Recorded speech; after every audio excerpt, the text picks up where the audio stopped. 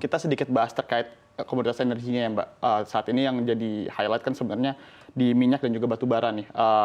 Awal Desember kita ngelihat ada apa namanya bullish sentiment di mana harga emas dan juga harga emas, minyak dan juga batu bara itu meningkat. Hal tersebut sebenarnya karena disebabkan karena beberapa faktor ya. Kalau dari harga energi sendiri kita bisa melihat karena memang sudah masuk ke winter di mana biasanya memang ada seasonal effect yang meningkatkan harga komoditas. Tapi secara fundamental memang kalau misalnya kita kembali ke fundamentalnya tidak ada sesuatu yang bisa mendorong harga komoditas energi untuk lebih tinggi seperti tahun-tahun sebelumnya di 2021 dan 2022. Selain itu juga kalau misalnya kita kembali ke fundamental, supply dan demand dari dua importir utama yaitu China dan juga India itu cenderung tercukupi di mana mereka sudah memiliki kebijakan untuk meningkatkan impor lebih dini sehingga tidak ada lagi nih ancaman terkait adanya krisis energi pada tahun seperti yang terjadi pada tahun-tahun sebelumnya. Berbeda dengan emas ya. Kalau emas misalkan kita lihat beberapa bulan terakhir kan sebelumnya kami sempat prediksi kalau harga emas tidak akan tembus ke 2000, sekarang malah bertengger di 2050 per USD per troy ounce-nya. Ini disebabkan karena memang adanya ketidakpastian global yang masih tinggi, seperti misalkan kita balik lagi ke yang perang yang baru terjadi di antara Israel dan juga Palestina, lalu diikuti dengan serangan Houthi oleh Iran seperti itu, yang menyebabkan pada akhirnya sentimen ketidakpastian global itu masih cenderung tinggi dan pada akhirnya emas sebagai safe haven aset harganya cenderung meningkat seperti itu. Oke,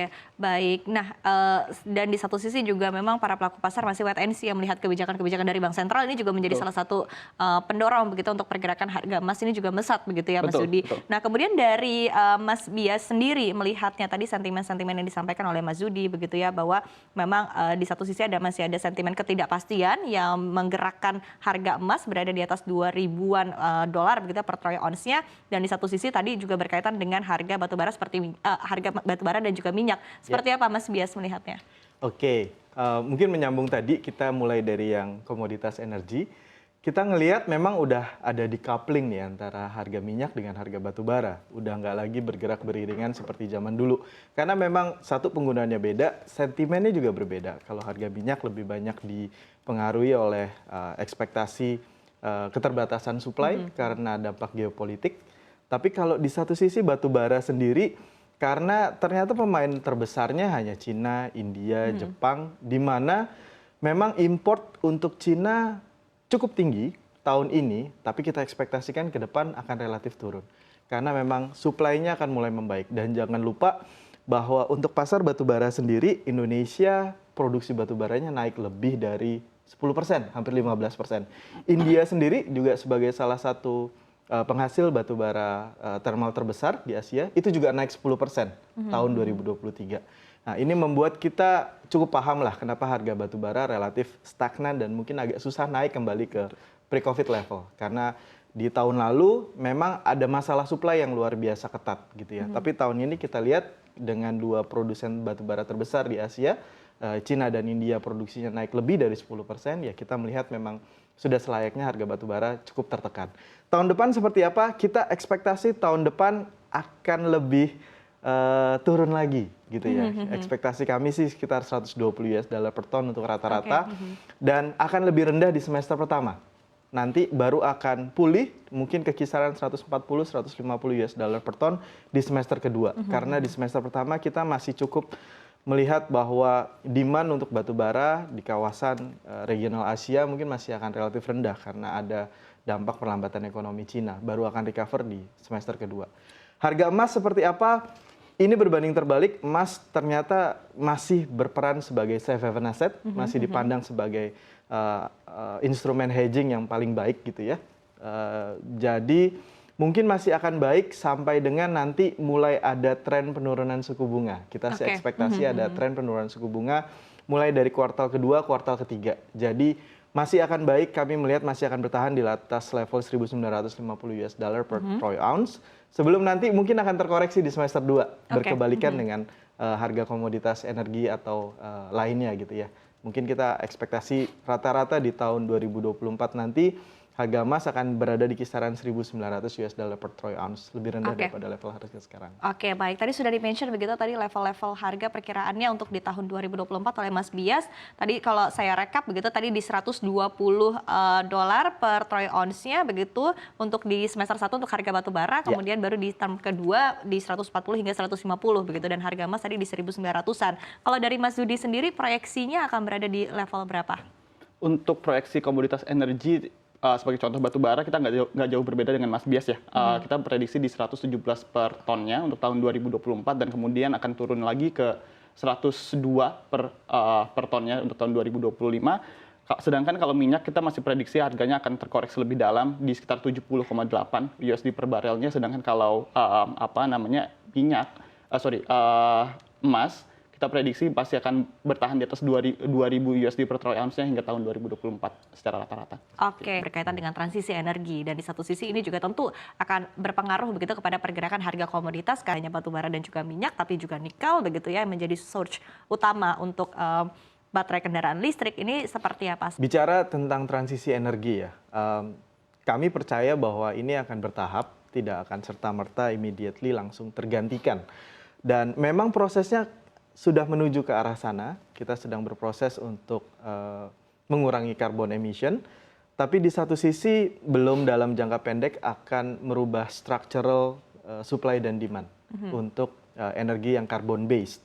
Mungkin kita baru akan melihat dampaknya sekitar 3-4 tahun lagi. Nah, dampaknya apa dari transisi energi ini? Sedikit banyak akan membatasi potensi kenaikan harga. Itu aja kalau menurut saya. Karena ketika nanti harga energi yang carbon base cukup naik tinggi, baru relevan untuk membicarakan should we convert into another energy sources. Karena urgensinya meningkat ya. Iya, tapi ketika harga energi yang carbon base masih relatif murah di level sekarang, saya pikir ini masih jadi pilihan terbaik dan yang paling murah dan paling ekonomis untuk negara-negara ya menggerakkan ekonomi mereka, jadi masih akan tetap dipakai untuk sampai sekarang. Tapi untuk pergerakan dari komoditas nikel sendiri seperti apa? Iya, nikel sayangnya sampai sekarang hampir 60-70% penggunaannya masih untuk stainless steel. Ini penggunaannya adalah berhubungan dengan kegiatan ekonomi lah, entah itu properti maupun konsumsi. Jadi dengan produksi stainless steel di Cina yang masih sangat lambat seiring dengan ekonominya yang masih juga ya lesu gitu ya. Kita melihat mungkin untuk nikel walaupun ada katalis lain dari sisi baterai dan yang lainnya, tapi saya melihat mungkin karena masih terlalu besar porsi penggunaan nikel untuk manufaktur industri stainless steel, saya pikir mungkin belum akan naik cukup signifikan khususnya di tahun depan. Kalau misalnya nanti penurunan suku bunga global diikuti juga dengan stimulus ekonomi misalnya dari Cina sehingga menaikkan demand manufacturing mereka dan produksi stainless steel, saya pikir mungkin akan beda ceritanya. Tapi untuk sekarang kita base case mungkin memperkirakan harga nikel akan relatif di kisaran 18.000 sampai 19.000 US dollar per ton untuk tahun depan. Oke, artinya masih belum terlalu tinggi begitu ya perubahannya. Begitu ya. Kemudian dari Mas Dudi seperti apa? Apakah punya perspektif lain begitu tadi berkaitan dengan nikel dan juga berkaitan dengan upaya transisi energi ini sendiri akhirnya mengubah skema ataupun juga pola pergerakan harga komoditas secara umum? Ya, kalau misalkan kita lihat secara umum terkait dengan transisi energi ini sendiri sebenarnya seperti yang dikatakan Mas Bias, ini merupakan proses yang panjang. Kita tidak bisa expect akan terjadi secara jangka cepat ya. Memang akan ada pengaruhnya within 5 atau 10 tahun ke depan, tapi di sisi lain kita harus kembali realistis bagaimana proses transisi energi itu terjadi. Kita bisa melihat transisi energi membutuhkan energi transisi seperti gas sebelum pada akhirnya kita bisa benar-benar lari ke energi yang benar-benar bersih, yang menggunakan baterai dan segala macamnya.